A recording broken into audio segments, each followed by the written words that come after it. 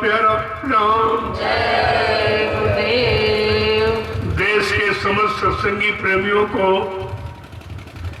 यह सूचना दी जा रही है कि मुक्ति दिवस का पावन पर्व अपने अपने घरों में प्रातःकाल 7:00 पर ये झंडा लगाएंगे। जो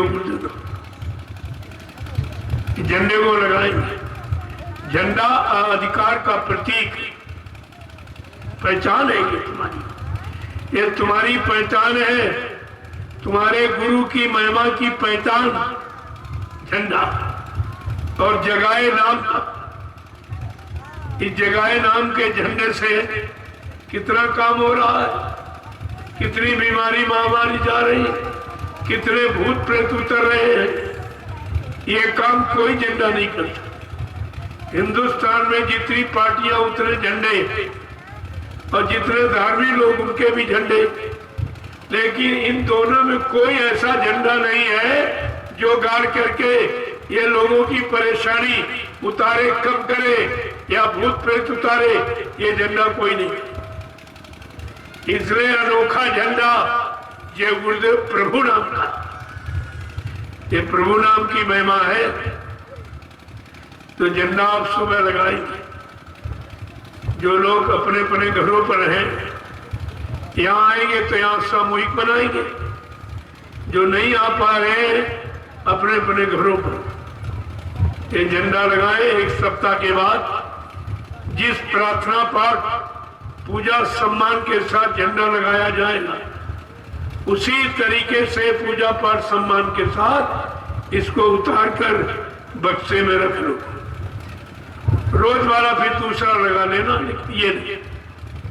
ये साप्ताहिक। और उस दिन प्रेमी 3:30 बजे तक व्रत रहे, क्योंकि बाबा जी ने जो 21 महीने बेड़ी हथकड़ी पहन कर जेल में रहे, भारत सरकार का नाम न खाया न पानी पिया, कुछ नहीं लिया। कहा ये दूषित अन्न, दूषित लोगों के हाथ से मैं इसका प्रयोग नहीं करूंगा। जिन्होंने 21 महीने यानी अन्न पानी का कुछ नहीं, तो कम से कम एक दिन हम आप उनकी याद में एक पैर आपको व्रत रखना। शाम को 3:30 बजे भंडारे में मतलब हल्का भोजन, व्रत के बाद हल्का नहीं नुकसान करता। आलू को उबाल दो बढ़िया और खीर बना दो, फिर शाम को आपको भोजन मिल जाएगा। पक्का भोजन है। दिवाली के रूप में उत्सव मनाया जाएगा। यह है कलयुग की दिवाली। वो त्रेता वाली दिवाली नहीं, कलयुग की दिवाली। हम सब कलयुग के जीवों को लाभ देने वाली इस दिवाली को मनाना है।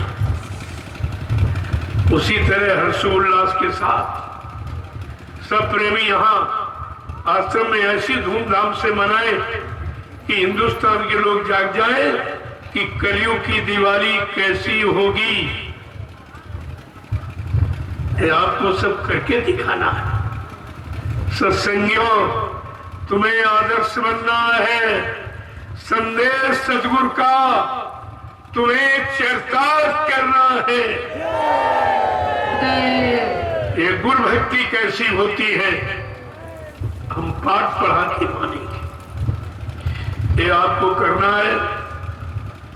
23 मार्च मुक्ति दिवस, इस दिन बाबा जी को जेल से रिहा किया गया बिना कारण के। जब कारण पूछा गया, कहते कारण तो कुछ नहीं है। ऐसा मालूम देता है कि उत्तर प्रदेश की सरकार बाबा जी से नाराज है, इसलिए उनको ये तनाई जेल, बगैर कारण के जेल।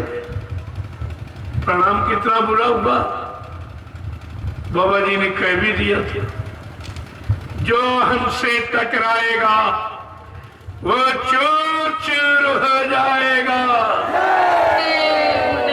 और सब ध्वस्त हो गए, सब ध्वस्त। जिसके शासनकाल इस मुसम्मत प्रधानमंत्री ने अकारण जेल में बंद किया और बेड़ी अटकड़ी पहराई, चोरों की तरह सजा दिया और मार डालने के लिए कटघरे में, वो सब साफ हो गया, वो कुछ नहीं बचे, सब साफ हो गए, सब अकाल मौत में गए। पूरा परिवार उससे पैदा होने वाला सब अकाल मौत में चला गया। प्रेत योनि में आज वो मुसम्मत 5 रुपए बाबा जी से मांगती, कहती 5 रुपए दे दीजिए। अब सोचिए आप, ये हाल होता है संतों से टकराने पर। और सबने किया। फिर दूसरी सरकार आई, उसने कहा बाबा जी के पास जमीन बहुत है, यहाँ चमड़ा उद्योग खोलेंगे, उसका भी नामो निशान मिट गया। तीसरी सरकार आई जो सामने आंख से देख रहे हैं, पुतले को ये नहीं कह पाए ये पुतला है, ये बाबा जी का शरीर नहीं है, ये सच्ची बात नहीं कह पाए, वो भी साफ हो गए, उनका भी पत्ता साफ हो गया।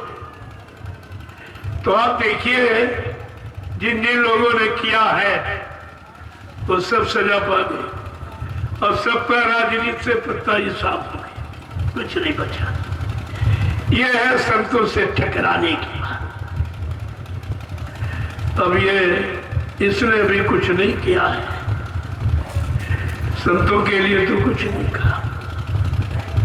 हाँ, कुछ को तो जेल में बंद किया है, लेकिन वो बंद होना आवश्यक है, क्योंकि झूठे सदगुरु बनकर ये कितने जनता को गुमराह कर रहे हैं, न किसी की जीवात्मा जगा रहे हैं, परमात्मा से मिला रहे हैं। जब खुद ही नहीं जागे तो दूसरों को क्या जगाएंगे। ये तो बाबा जी ने पहले 1980 में कहा था, अरे भाई हमारी प्रार्थना है कोई अपने नाम के आगे ये गुरु और सदगुरु और संत ये लिखना मत, ये लिखने का विषय नहीं है।